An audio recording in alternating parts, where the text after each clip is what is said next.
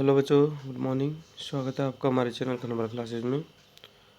तो बच्चों, आज हम देख रहे हैं लर्न वेल सोशल साइंस के जियोग्राफी का जो चैप्टर नंबर 4 है, composition and the structure of the atmosphere. तो अगर आप हमारे चैनल पर नए हो तो प्लीज़ चैनल को सब्सक्राइब करें, साथ ही साथ बेल आइकन को भी प्रेस करें, जिससे आने वाले अपकमिंग वीडियोज़ का नोटिफिकेशन आपको मिलता रहे। और इस वीडियो को एक लाइक बटन जो है ज़रूर प्रेस करें। और अगर आपको आप किसी बुक के और बाकी के चैप्टर्स देखने हैं तो उसका लिंक मैंने आपके इस वीडियो के डिस्क्रिप्शन में डाल रखा है, एक प्लेलिस्ट का। तो उस प्लेलिस्ट में सारे वीडियोज अवेलेबल है, तो आप वहाँ से जाके वॉच कर सकते हो। इस चैप्टर में हम बेसिकली एटमॉस्फेयर के कंपोजिशन के बारे में पढ़ेंगे और उसका स्ट्रक्चर्स के बारे में पढ़ेंगे। तो चलिए वीडियो को स्टार्ट करते हैं।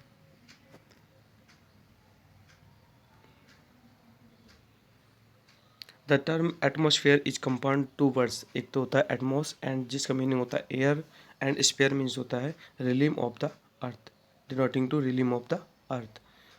The history of this layer of earth is closely like link to be oceans, मतलब ओशन से ही इनकी जो हिस्ट्री है वो क्लोज है। Origin of the atmosphere, atmosphere का ओरिजिन कैसे हुआ है तो उसको हम देख लेते हैं। इन द बिगिनिंग, देखो स्टार्टिंग में क्या हुआ था, the earth emitted large quantity of gases, यानी जब अर्थ का फॉर्मेशन हुआ था तो काफ़ी अमाउंट में उन्होंने अर्थ ने गैस प्रोड्यूस की थी। इन कोर्स ऑफ वोल्कानो एरप्शन, यानी कि वोल्कानो एरप्शन हुआ था, जैसा कि हम पिछले चैप्टर 3 में हम पढ़ चुके हैं कि वोल्कानो एरप्शन जो होता है उससे मतलब मैग्मा जो है बाहर प्रोड्यूस होता है। मैग्मा जो होता है उसका टेम्परेचर बहुत ज़्यादा हाई होता है, जिससे काफ़ी सारी गैसेज जो होती हैं वो एस्केप होती हैं, ठीक है, into the space and form surrounding the earth, since these gases contained methane, other element like water and the CO2। यानी कि इन गैसेज में मैथेन गैस होती है जिसका फॉर्मूला CH4 होता है, और CO2 कार्बन डाइऑक्साइड गैस होती है, एंड द कुछ अदर एलिमेंट जैसे वाटर वगैरह भी प्रोड्यूस होते हैं। They work gradually held close to surface of the earth and were responsible for the atmosphere, ठीक है। तो ये सभी जो गैसेज प्रोड्यूस होती हैं वोल्केनो एरप्शन से, तो ये सभी एटमॉस्फेयर के फॉर्मेशन के लिए रेस्पॉन्सिबल होती हैं, ठीक है। अब हम बात कर लेते हैं कंपोजिशन के बारे में, ठीक है। तो कंपोजिशन के बारे में हम बात करते हैं तो जो एयर होती है उसमें हमारी काफ़ी सारी गैसेज मिक्स होती है, ठीक है। Air is a mixture of several gases, these principal gases are nitrogen. देखो नाइट्रोजन जो होती है ये पूरा वाला पार्ट जो होता है नाइट्रोजन का होता है, यानी कि टोटल जो एयर होती है उसका 78 पार्ट जो होता है वो नाइट्रोजन होता है, और उसमें से अप्रॉक्स 21 यानी कि 20.99% है, तो अप्रॉक्स 21 हो गया ये, इतना ऑक्सीजन होता है, ठीक है। 78 और 21 को अगर हम ऐड करते हैं तो ये हो जाता है आपका 99%, और सिर्फ 1% बचता है। 1% में आपके अदर गैसेज होती है, जैसे मीथेन है, क्लोरोफिलोरो है, कार्बन है, बाकी की जो भी गैसेज होती है वो सब आपके इस 1% में होती है, ठीक है। Even after this composition air is colourless, air जो होती है कलरलेस होती है, ऑडरलेस होती है, और टेस्टलेस होती है, यानी एयर का ना तो कोई टेस्ट होता है, ना कोई ऑडियो होता है, ना कोई कलर होता है, ठीक है। Beside these main gases in the lower part of the atmosphere water vapour and dust particle are present, यानी कि इन गैसेज के अलावा जो एटमॉस्फेयर का लोअर पार्ट होता है, यानी कि जो नीचे वाला हिस्सा होता है, उसमें कुछ वाटर वेपर्स होती हैं और कुछ डस्ट पार्टिकल्स तो प्रेजेंट होते हैं, ठीक है। और ये 12 किलोमीटर तक होते हैं, मतलब हमारे अर्थ सरफेस से ऊपर की साइड अगर हम देखें तो 12 किलोमीटर तक का जो एरिया होता है, ठीक है, ये हमारा इसमें हमारे ह्यूमिडिटी यानी कि वाटर वेपर प्रेजेंट होता है और डस्ट पार्टिकल होते हैं। आगे हम बात कर लेते हैं, कंपोजिशन तो हो गया हमारा कि कितना कितना एयर में कितना कितना परसेंट कौन कौन सी गैस होती है। अब हम बात कर लेते हैं प्रॉपर्टी ऑफ एयर की, एयर की प्रॉपर्टी क्या क्या होती है, ठीक है। तो देखो बच्चों, एयर की जो प्रॉपर्टी होती है उनमें पहली प्रॉपर्टी है कि air is composed of the small molecules of the different gases, यानी और अलग अलग तरह की जो गैसेज होती हैं उनके स्मॉल मोलिकुल से एयर का कंपोजिशन होता है। और as state above is is tasteless, ये हम पढ़ चुके हैं, एयर का कोई टेस्ट नहीं होता है। ऑडोलेस, इसका कोई ऑडोर नहीं होता है, और इसका कोई कलर नहीं होता है, ठीक है। और it's movement is generally felt और observe by the can not be seen, यानी कि हम इसको देख नहीं सकते एयर को, ठीक है, हम इसके मूवमेंट को क्या कर सकते हैं, ऑब्जर्व कर सकते हैं। ये सेकंड प्रॉपर्टी होती है एयर की। थर्ड प्रॉपर्टी होती है since atmosphere exist in the layers that to exert force on pressure on the surface of the earth it is not atmospheric pressure. देखो एटमॉस्फेरिक प्रेशर क्या होता है कि एटमॉस्फेयर जो होता है वो हमारे अर्थ सरफेस पे प्रेशर अप्लाई करता है, ठीक है, क्योंकि बहुत सारी गैसेज होती है तो वो एक दूसरे के ऊपर प्रेशर अप्लाई करती है, तो हमारे अर्थ सरफेस पे प्रेशर अप्लाई होता है जिसे हम एटमॉस्फेरिक प्रेशर कहते हैं। अगला पॉइंट है atmospheric pressure is greatest at the surface and it measure in the millibars यानी कि एमबी। एटमॉस्फेरिक प्रेशर्स को मिलीबार्स में मेजर किया जाता है, यूनिट से एटमॉस्फेरिक प्रेशर की आपको ध्यान रखना है। अगला पॉइंट है atmospheric pressure at the surface is about 1013 MB यानी कि 1000, ठीक है, 1013 एमबी जो है एटमॉस्फेरिक प्रेशर हमारी होता है। नेक्स्ट पॉइंट है air molecules spread apart further यानी एयर के जो मॉलिक्यूल्स होते हैं वो हमेशा आसपास जो है स्प्रेड रहते हैं, फैले रहते हैं। And rises when temperature rises, और अगर हम टेम्परेचर बढ़ाते हैं, ठीक है, अगर टेम्परेचर बढ़ाते हैं तो इनके जो मॉलिक्यूल्स हैं वो और ज़्यादा राइजेज हो जाते हैं, मतलब और ज़्यादा दूर फैल जाते हैं। अगला पॉइंट है atmosphere is the densest near the surface of the earth यानी कि एटमॉस्फेयर जो होता है वो हमारे अर्थ सरफेस के आसपास का जो एटमॉस्फेयर होता है वो डेंसर होता है, और उसके बाद जो होता है इनकी डेंसिटी जो होती है, ठीक है, वो रिड्यूस होती जाती है, यानी कि जैसे जैसे हम ऊपर जाएंगे तो डेंसिटी जो होती है एटमॉस्फेयर की वो कम होती जाती है। Last point the horizontal movement of air is known as wind यानी कि हवाएं जो ऐसे हॉरिजॉन्टल चलती है ऐसे, इनको हम विंड कहते हैं, ठीक है। और अब हम पढ़ते हैं स्ट्रक्चर ऑफ द एटमॉस्फेयर की एटमॉस्फेयर का स्ट्रक्चर कैसे होता है, ठीक है। तो देखो, the gases in atmospheric occurs in a fixed proportion only up to the about 100 kilometre of the sea level यानी सी लेवल से 100 किलोमीटर ऊपर तक गैसेज होती है, और उन गैसेज का अपना अपना फिक्स जो होता है प्रोपोर्शन होता है कि कौन सी गैस कितने परसेंट होती है। जैसे कि हमने अभी पढ़ा था कि नाइट्रोजन का जो रेशो होता है 78% होता है, ऑक्सीजन का 21 होता है, और बाकी की 1% अदर गैसेज होती है।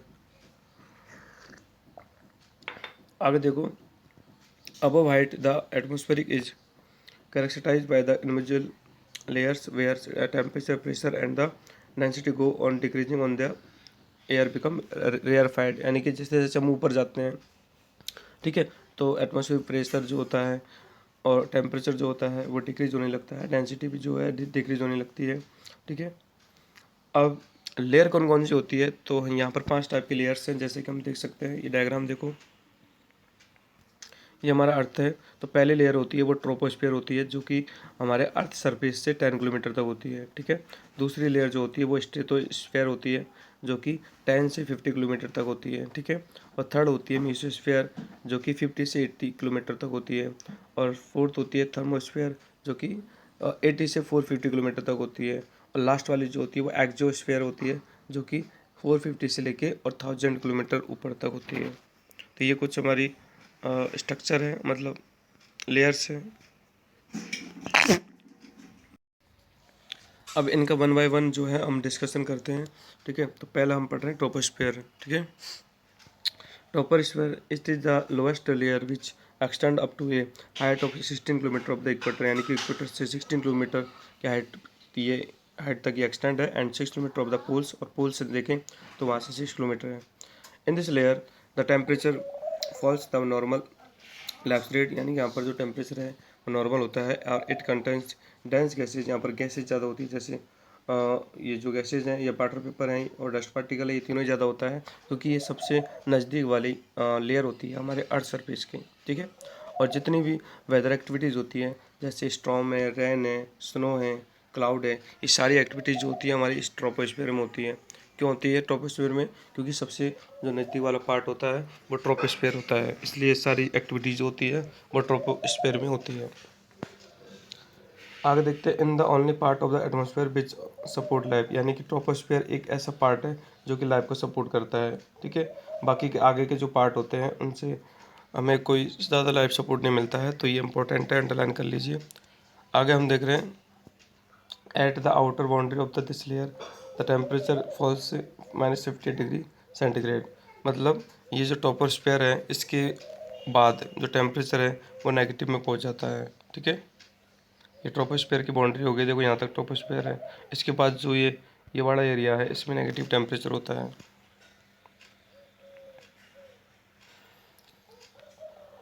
This transition zone is known as troposphere.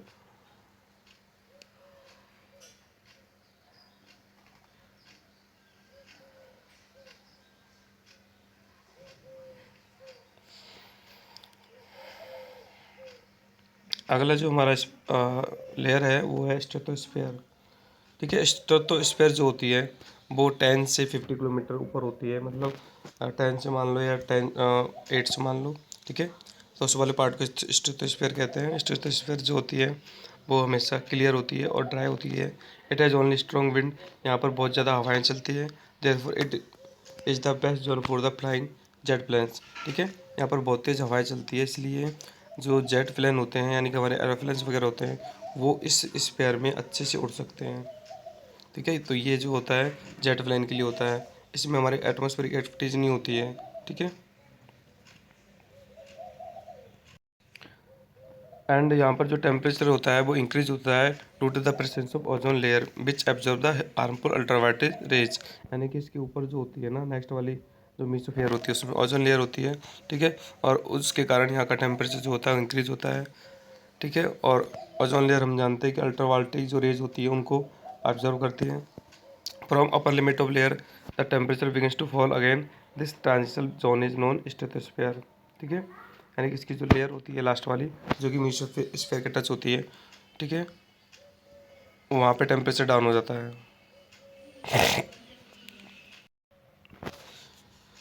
अगली जो हमारी लेयर होती है वो मेसोस्फेयर होती है। तो the layer between the height 50 to 80, यानी कि नेक्स्ट जो स्टेट है भाई 0 से और 10 तक तो आपकी ट्रोपो हो गई, और 10 से 50 तक आपकी स्टेटो हो गई, और 50 से 80 तक आपकी क्या हो जाएगी मेसोस्फेयर।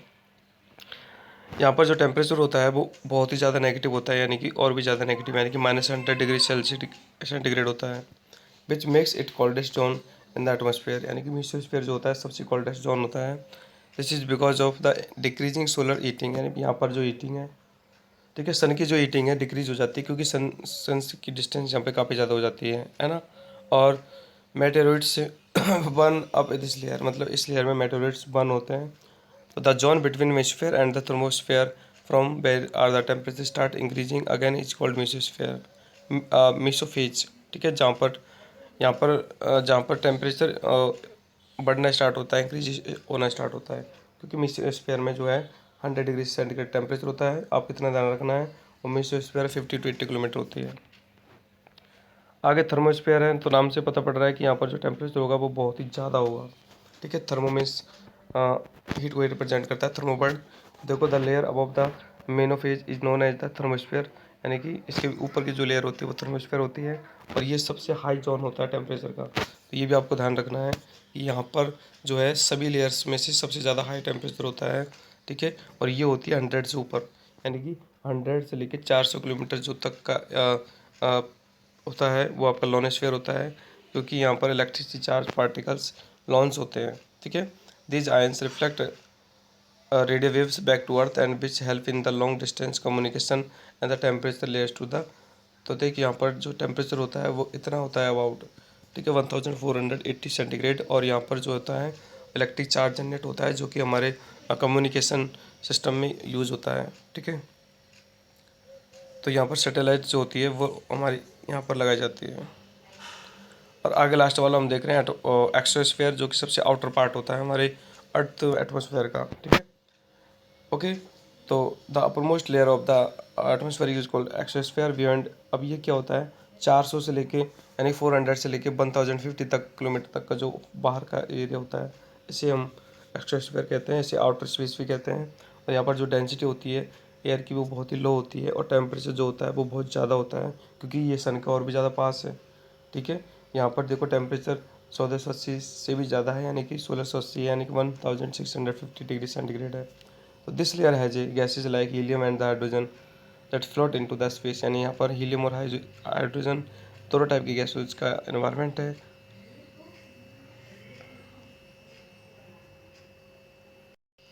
आगे हम देख रहे हैं general circulation of the atmosphere, यानी कि जो एटमोसफेयर है उसका सर्कुलेशन कैसे होता है। हमने पढ़ लिया कि एटमोसफेयर में एयर का कंपोजिशन है, कुछ एयर का कंपोजिशन पढ़ लिया। उसके बाद हमने एटमोसफेयर की लेयर्स के बारे में पढ़ लिया। अब हम पढ़ते हैं इसके सर्कुलेशन के बारे में। तो देखो, the horizontal and the vertical motion of the atmosphere at a global level is called general circulation of the atmosphere. यानी कि हॉरिजॉन्टल और वर्टिकल दोनों तरह का सर्कुलेशन होता है। ऐसा सर्कुलेशन हॉरिजॉन्टल होता है और ऐसा सर्कुलेशन जो होता है वो वर्टिकल होता है। ठीक है, आगे देखो, there the air is compressed vertically down due to the weight. यानी कि एयर जो होती है वेट के कारण नीचे की ओर कंप्रेस्ड होती है। As a result half of the bulk of the atmosphere squeezes at the bottom, मतलब हाफ तो बॉटम में सिक्यूज हो जाता है। And this due to the high pressure at the bottom of the atmosphere and low pressure of the highest level there is a vertical motion of the air called current. ठीक है, मतलब आधा जो part होता है वो सिक्यूज होता है। इससे क्या होती है, करंट प्रोड्यूस होती है। करंट का मतलब होता है कि हवाएं चलती हैं। To to high temperature near the equator, मतलब इक्वेटर के पास टेम्परेचर ज़्यादा हाई होता है क्योंकि सनलाइट डायरेक्ट फॉल होती है। इक्वेटर जो होता है वो बीच वाला पार्ट होता है अर्थ का। ठीक है, और सबसे कम टेम्परेचर होता है वो पोल्स पे होता है। पोल्स जो होता है वो आपका नॉर्थ पोल और साउथ पोल होता है। यहाँ पर सबसे कम टेम्परेचर होता है और मिडिल में सबसे ज़्यादा होता है। मिडिल में इक्वेटर लाइन होती है, आप ग्लोब को देखते हो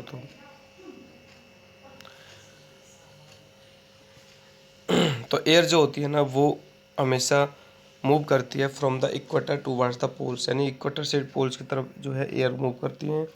and however due to the rotation of the earth from west to east, friction and the unequal heating of the surface and the global pressure system gets disturbed. तो इन air के moving करने से जो है ग्लोबल प्रेशर है वो disturb होता है। And thus instead of continuous present belts present cells atmospheric cells are present along the latitudes. ठीक है, लैटिट्यूड्स जो होता है वो वर्टिकल पार्ट होता है ये अर्थ सरफेस का। ऐसे आगे हम देखते हैं impact of the atmosphere. Atmosphere का क्या इम्पैक्ट होता है तो इसको पढ़ लेते हैं। The in the history of the earth, यानी कि अर्थ की हिस्ट्री में lithosphere was the first to form followed by hydrosphere. यानी लिथोस्फीयर पे जो कि हमारी पहली लेयर होती है। ठीक है, और atmosphere was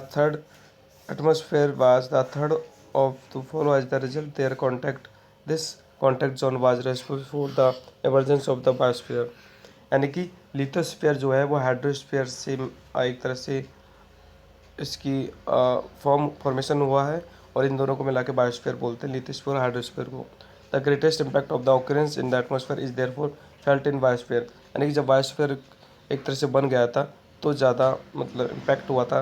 there aspect of the, पहला पॉइंट देखो, atmosphere is a responsible for the weather and the climate phenomena occurring earth. Earth पे जो भी वेदर और क्लाइमेट से रिलेटेड फिनोमेना होती है, ठीक है, जैसे आंधी आती है, तूफान आता है, या फिर कोई रेन होती है, क्लाउडिंग होती है, लाइटिंग होती है, वो सारी जो होती है, ठीक है, वो उसके लिए एटमॉस्फेयर रेस्पॉन्सिबल होता है।